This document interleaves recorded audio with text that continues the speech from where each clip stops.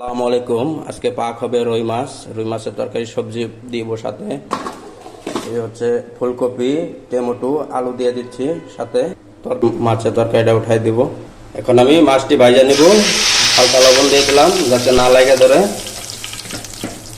মাছটি হালকা করে ভাজা নিব।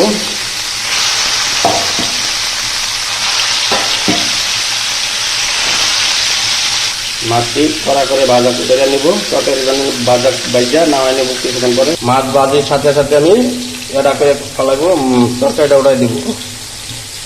এখন আমি তরকারি উঠানোর জন্য মশলা দিয়ে দেবো। পেঁয়াজ ভালো করে ভাজে নেব।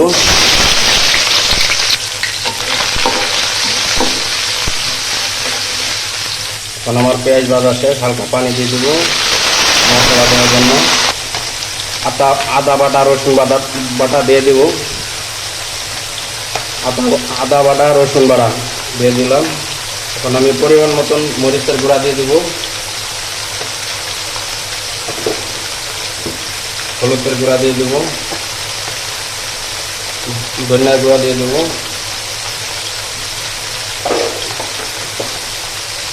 লবণ দিয়ে দেব পরিমাণ মতন।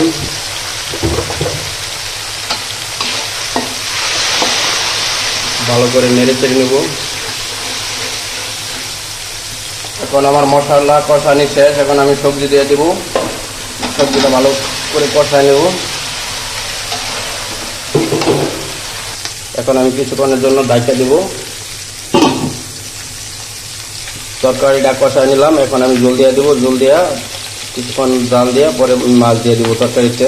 এখন আমার মাছ ভাজা শেষ। এখন মাছ আমি তরকারিতে দিয়ে দিব। এই আমার মাছ ভাজা শেষ।